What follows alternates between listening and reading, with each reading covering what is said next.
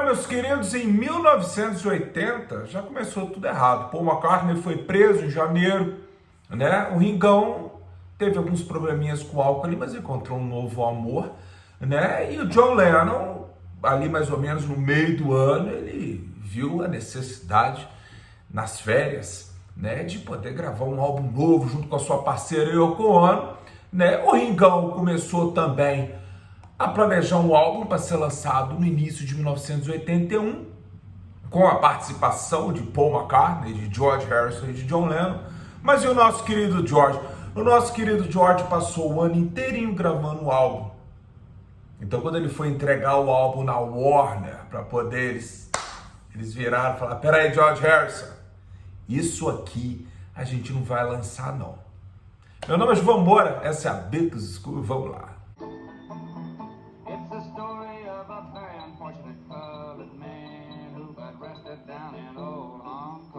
Queridos, o que foi que aconteceu? O que foi que aconteceu? Que isso não é forma de se tratar um Beatle, meu querido.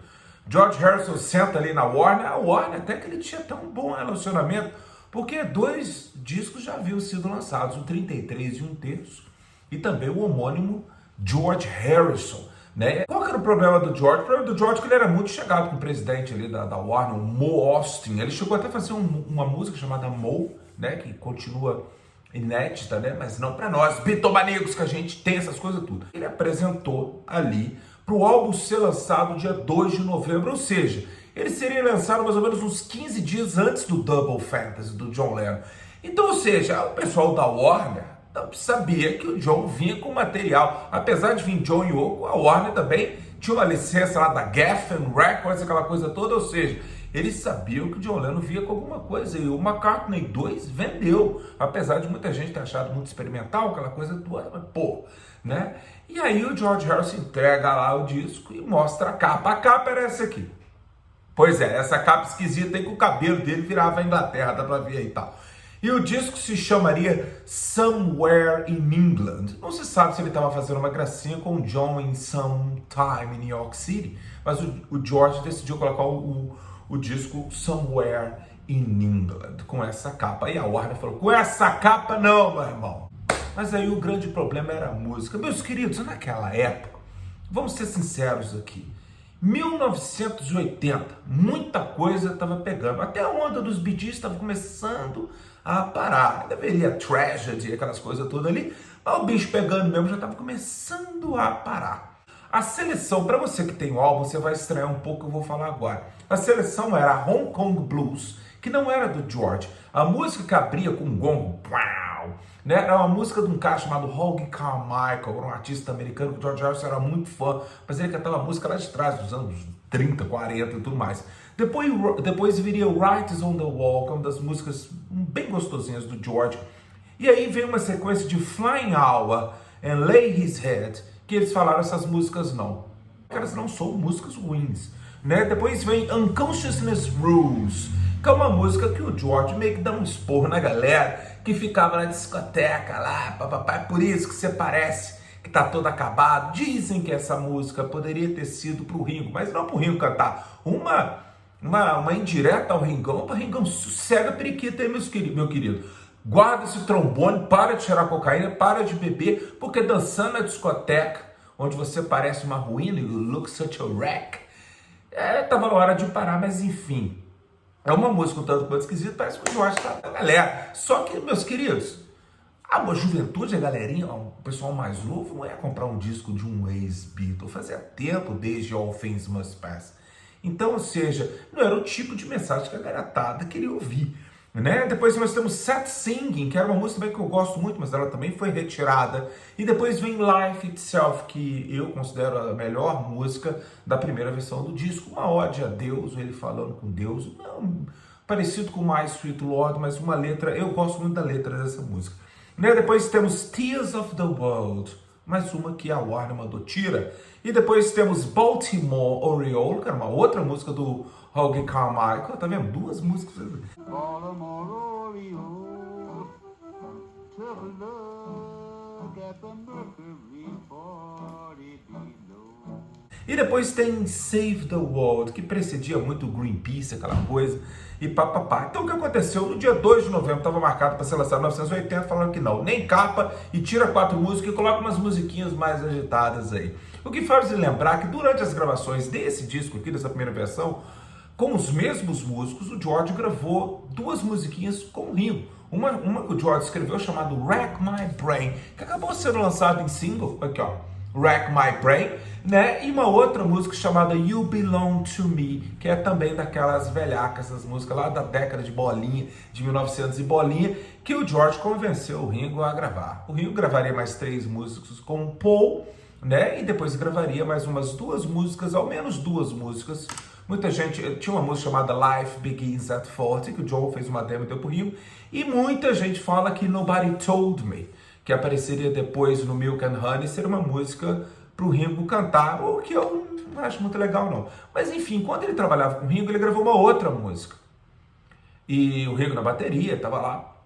E o George, então a seleção de músicos aqui, eu vou mostrar para vocês algumas pessoas que tocaram nessas sessões.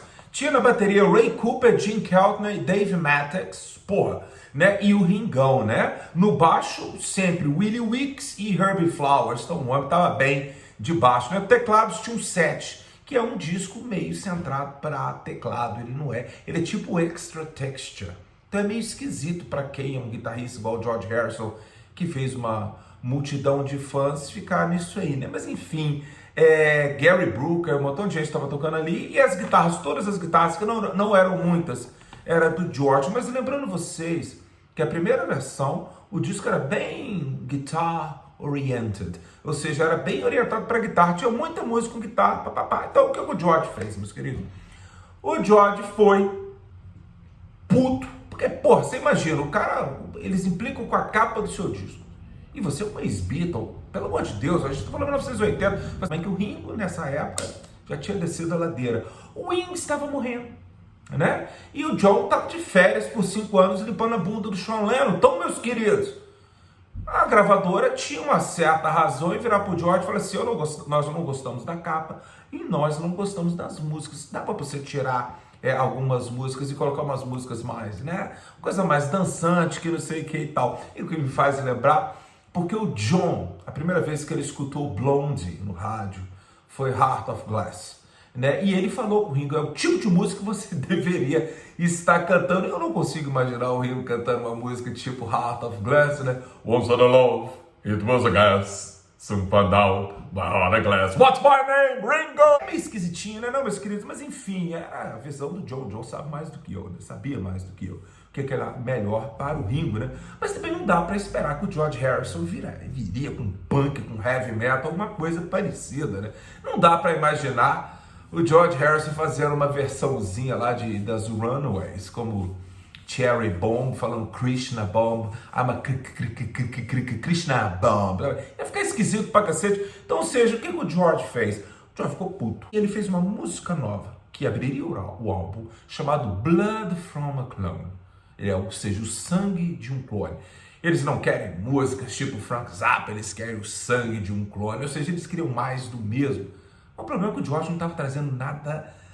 Poderia não ser mais o mesmo, mas também não era algo legal pra caramba que alguém esperava de um ex-Beatle. E a gente sabe muito bem que mais ou menos nessa época, pelo menos a impressão que passa, é que o George estava sabotando a própria carreira. Dá pra ver o que ele faria depois desse álbum com Gone Trouble. Mas aí é questão de opinião minha.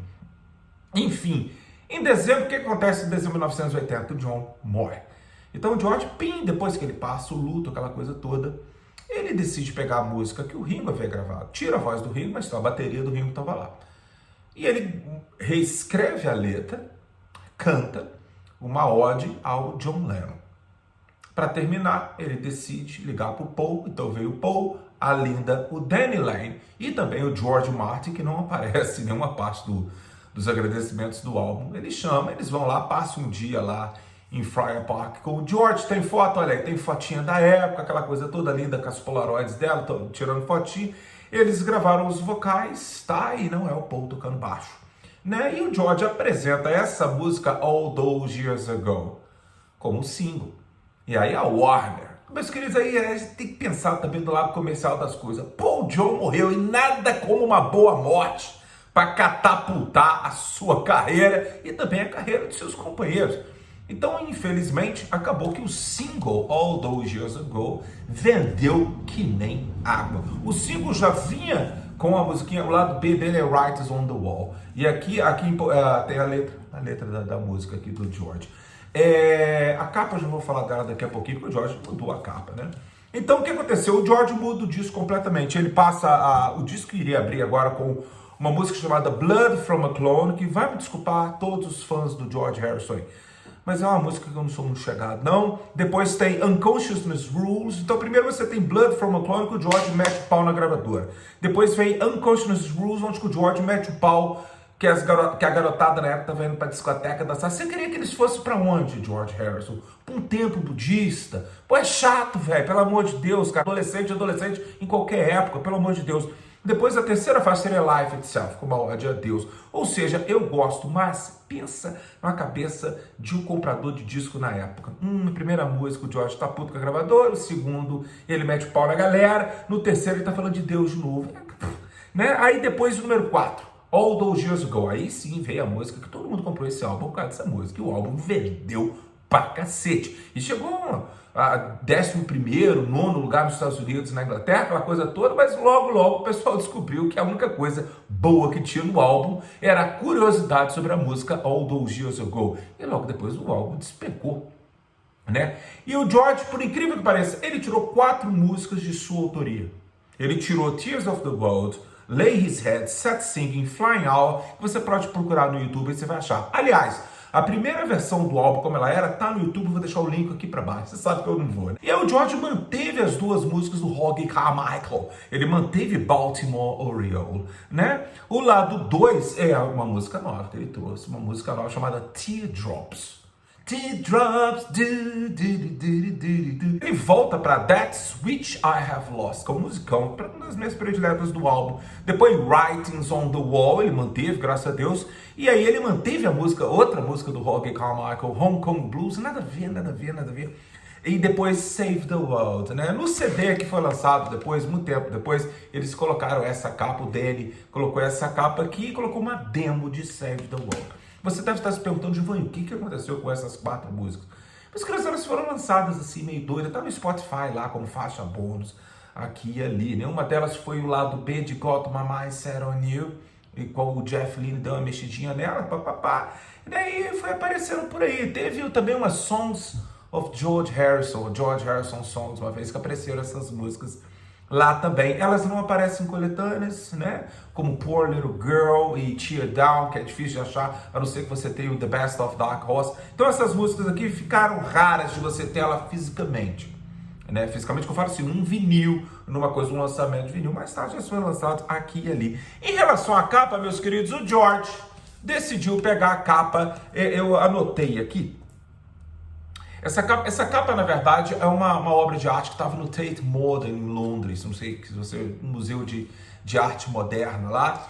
E essa é de um artista, que agora eu esqueci o nome, qual que era o nome do sujeito? Mark Boyle, Holland Park Avenue Study, que foi feito em 1967. Então parece que o George está deitado numa calçada aqui tá a linha de pedestre aqui, né, calçada, a rua, mas não é não, meus queridos, na verdade é uma...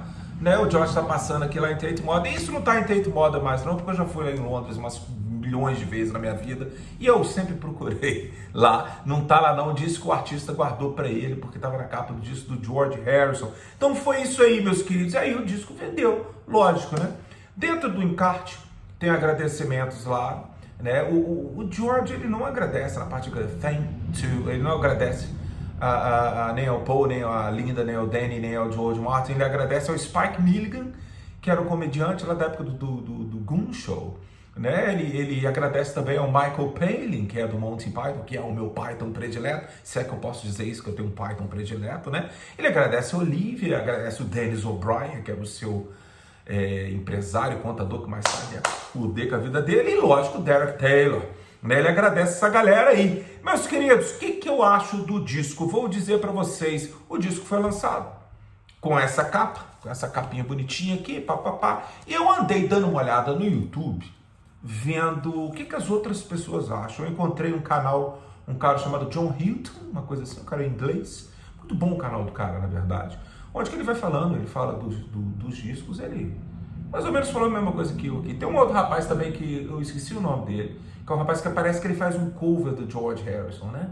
Ele senta assim, ele coloca os discos em volta dele no sofá e tal. Ele também teve a mesma opinião do John Hilton, e eu vi também o meu grande companheiro, meu grande amigo de Beatlemania aqui no Brasil, um canal delicioso do Marcelo Sanches, onde que ele também discorreu sobre o disco do George Harrison, e eu vi que mais ou menos todo mundo tem a minha opinião. Não é o disco predileto da maioria.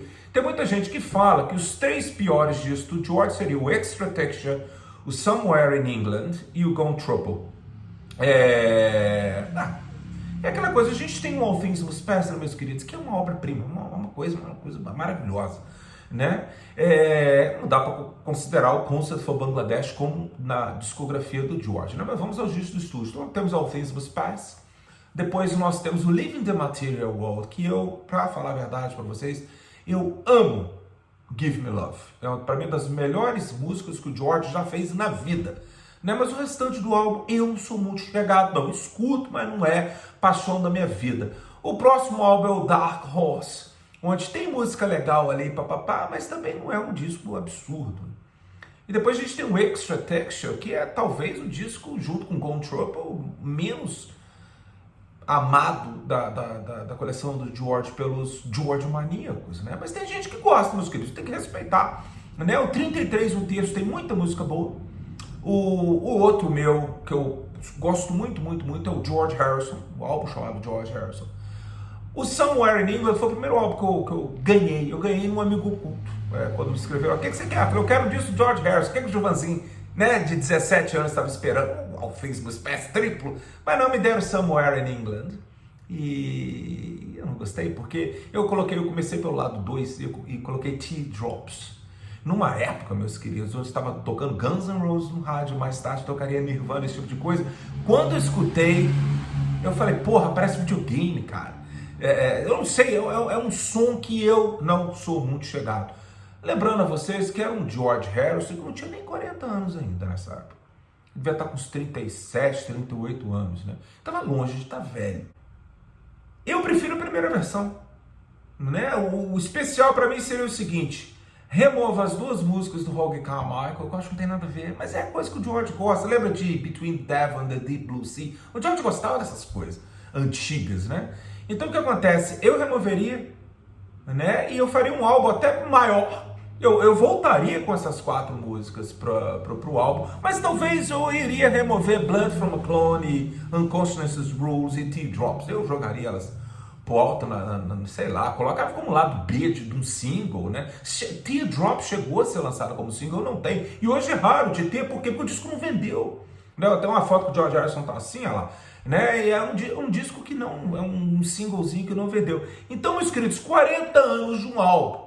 Meus queridos, não interessa se o disco é bom ou ruim. Quando faz 40, 50, 60, a gente vai comentar aqui na Beatles School, porque tem muito fã do George Harrison e eu sou um dos maiores. Né? Mas para mim fica com Somewhere in England mais com uma curiosidade do que um disco que eu colocaria hoje. Eu tô com uma vontade de escutar o Somewhere in England. Eu acho que eu nunca falei isso na minha vida. Eu escutei hoje as 2 versões, a primeira e a oficial. Eu escutei hoje aqui só para ver qual é. E é um disco que não me passa nenhum prazer, para ser sincero, né? Mas o Gone Trouble passa menos ainda. O George ali parecia que estava preguiçoso, ou ele parecia que ele realmente estava boicotando a sua própria carreira. Como ele mesmo disse, eu nunca tive uma carreira, né? Se você pode chamar isso de uma carreira, mas que bom que a gente teria o Cloud9 em 87, queria arrumar a casa, e o George Harrison pelo menos podia morrer uns anos depois, né, em 2001, com um nome ileso, mas esse meio da carreira dele era bem fraquinho. Dentro do encarte, a única coisa que o George fala em relação à morte do John, aqui que ele fala, ele tira de Sri Krishna, ele tira a frase, nunca houve um tempo quando eu não, que eu não tenha existido, nunca houve um tempo que eu não tenha existido, e nem você, né? E nem haverá nenhum futuro o qual eu deixarei de existir. Aí ele coloca J-O-L, que seria John Ono Lennon, 1940, 1980, ele coloca ali. É isso aí, meus queridos. Um grande abraço para vocês. Você se cuida aí. Tudo de bom.